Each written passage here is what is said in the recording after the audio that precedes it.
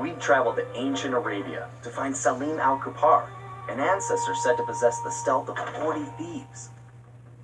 No surprise then when Bentley's research revealed that this guy was a charter member of the infamous 40 Thieves. For once, it appeared we'd have plenty of backup to help out with this job. When we arrived, however, we were shocked to find that most of the thieves had already retired. Having made their fortunes and gotten older, these great thieves had decided to call it quits and enjoy their golden years in peace.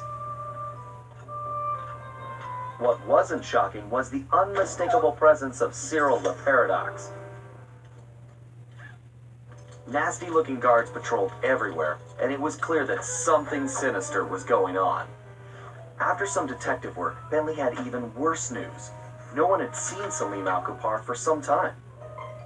He had been working with a few of the remaining thieves, but had simply vanished. So where was he? That was the first thing we needed to figure out.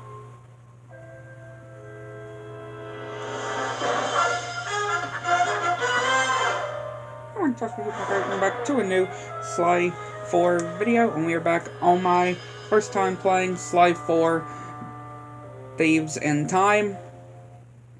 And yeah, if y'all didn't see the last part, definitely go and check it out, because we took down Penelope. Again, Bentley deserves way better, I can say. And yeah, Bentley being able to coming back to the gang as well. And yes, I didn't go back and get the clue bottles in the last episode, so I am gonna have to do that eventually as well. But yeah, we are in episode 5 now, and this looks really cool. I'm not gonna lie, this is really cool looking. An ancient Egypt like place, or a desert like place.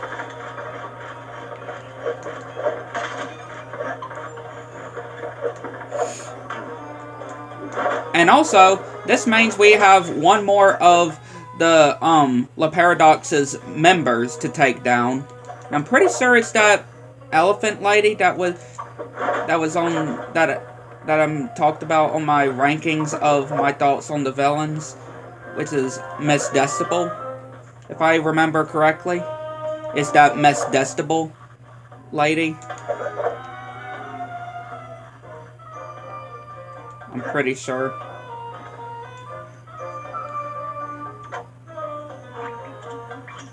Okay, Sly. Word on the street is that Salim al-Kupar was driven into hiding, but that he's still in the area. We need to figure out where he's hiding and then find out why.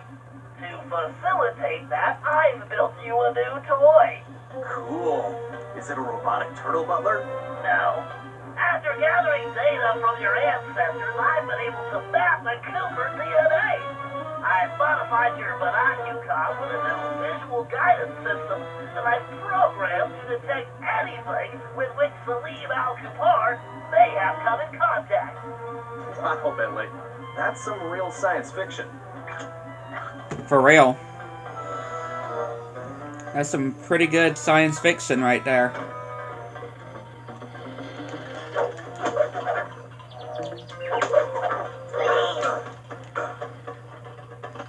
Yeah, these enemies look interesting.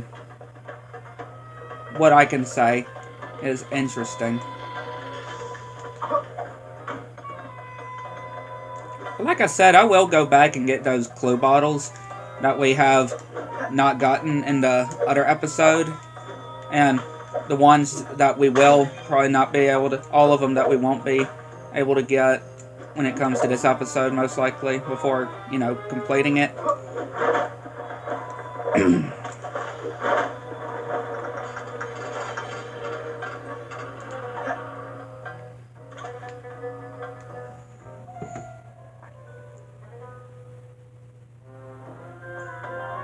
But again, so far, Tennessee Kid Cooper is still my favorite of the ones that I've played as that are playable. I think Sir Galliff is probably at number 2, and then Weirichi Cooper at number 3. He was trying to see if he could summon a genie from one of these lamps. He must be really desperate. Activate your binocular and scan the surrounding areas. You should see a glow on any object that Salim has recently touched. Sly, that door definitely does not belong here. You better get a picture of that as well so I can analyze it.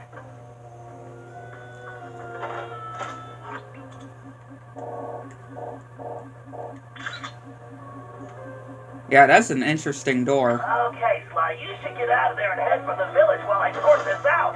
I've marked a waypoint for you.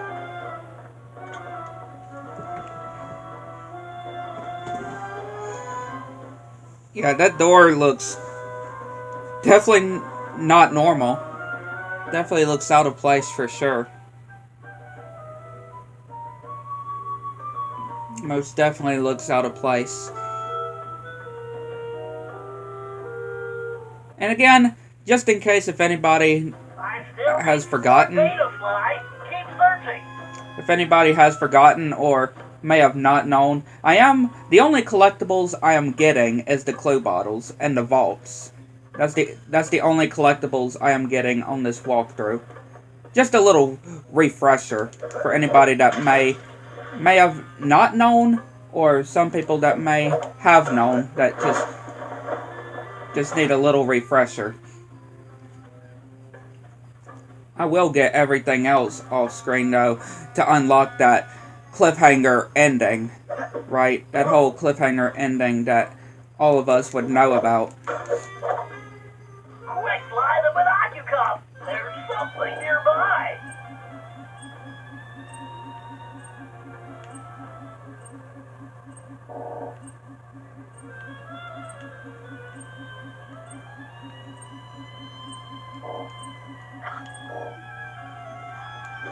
Use the binocular now, Sly!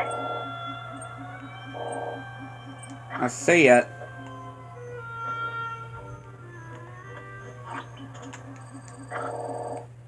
Wait, hang on. Here we go. I just needed to get a little bit closer. Interesting. Looks like Salim recently took this camel for a test drive.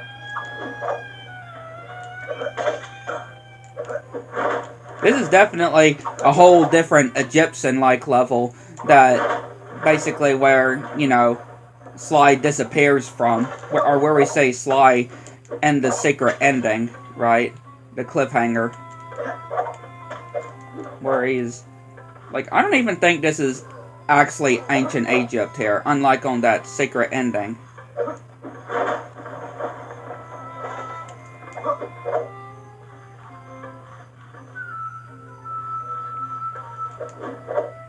I'm picking something up. Put your binocular on, Sly.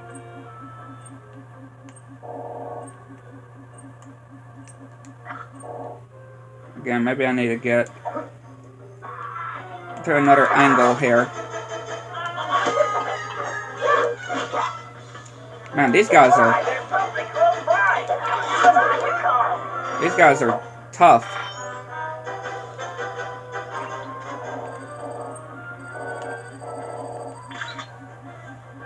How many things did this guy touch? Well, Salim's obviously not neglecting his grooming. I want to know, how many things has this guy touched? 'Cause there's a lot of things that this guy has touched, what it seems.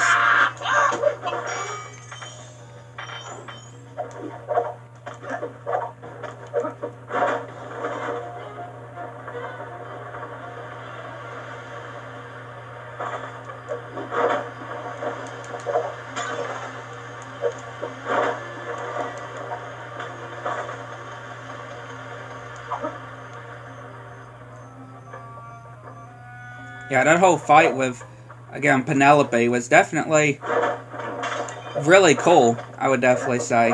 But I think still my personal favorite, again, so far, is still definitely El Jefe when it comes to the fights before getting to La Paradox himself. Because I still got very big hopes that La Paradox will definitely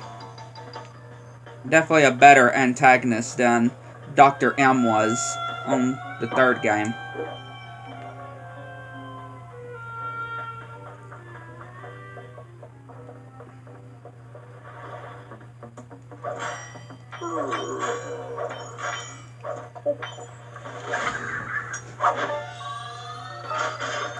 Scorpion tail.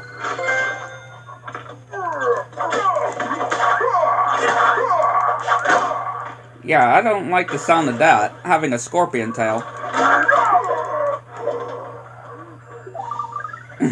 Just the sound of that, a scorpion tail.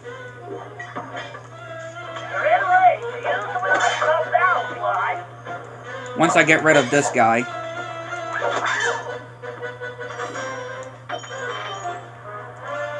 And once I get that. Alright, so where... Okay, we clearly have to...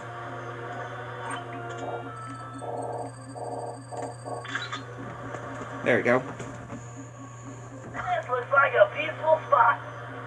I'll bet Salim uses this place for meditating. Okay, Sly, I'm collating all the data, and it appears Salim is on a boat. Selene on a boat.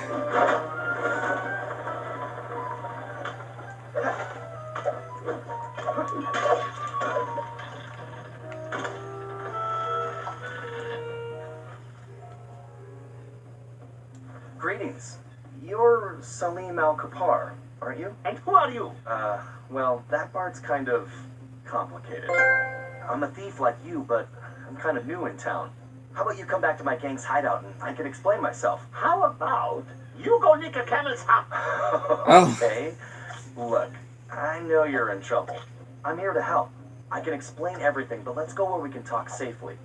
Besides, you look hungry. How would you like some food? Food? It was foolish of you not to mention that in the first place. Really? Let's go. Really? This guy would only come just for food? Yeah, this guy seems very desperate. Like he needs some friends or something. I'm sorry, Selene. But you just seem like that type of person. Back at the hideout, introductions went quickly as Salim stuffed his face.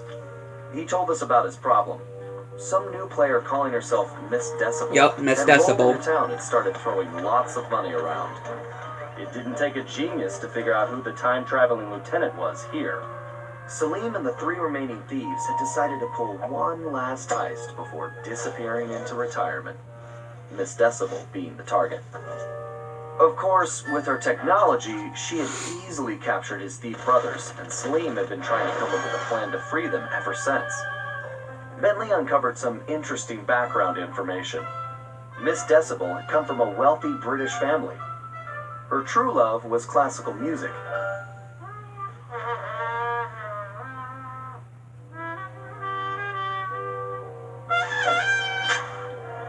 Unfortunately, her complete lack of musical talent, coupled with an extreme temper, made for a volatile combination. After suffering a freak accident during a tantrum, she was left unable to play music normally.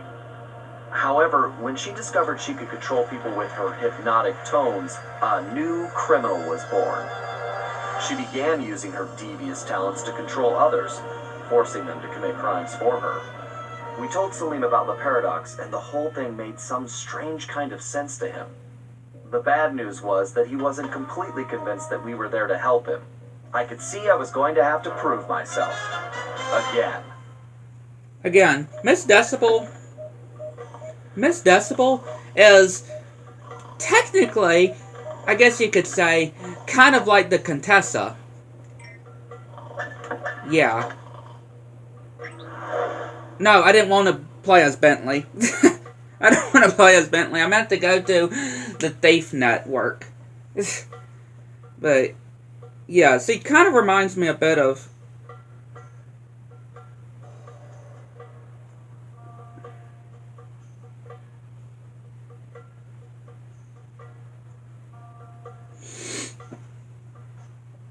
Yeah, I didn't mean to switch to Bentley. Go back into the hideout.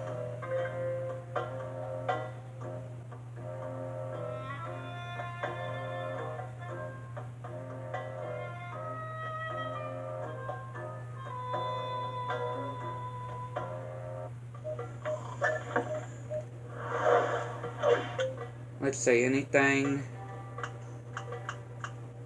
Again, there are some abilities too that I'm gonna have to get some coins for.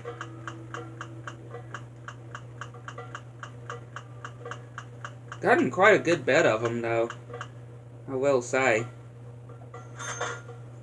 Got a good selection of the abilities. Gadgets, however you want to put it.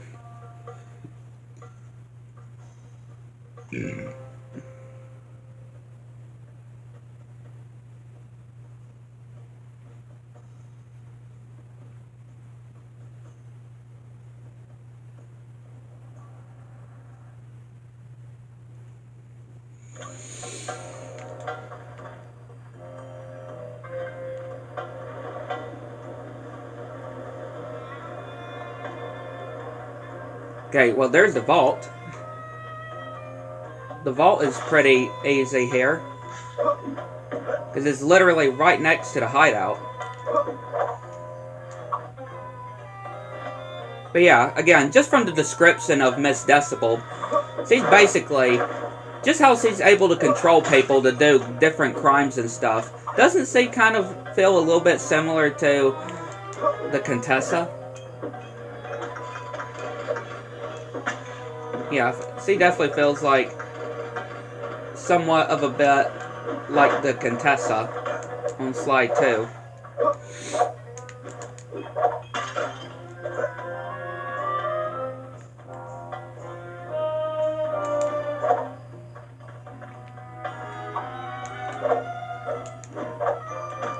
Now, can I? Okay, I can't get up there normally like that. Okay.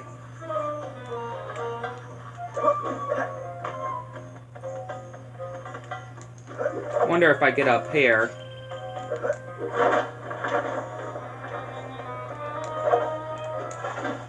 Well, like I said before, I'll worry mostly about the clue bottles off screen.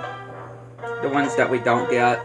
Okay, apparently Salim lost a small fortune betting on the Campbells a while back and had to pawn his thief outfit. Sly, if we could buy that outfit back for Salim, I'm sure we could gain his trust.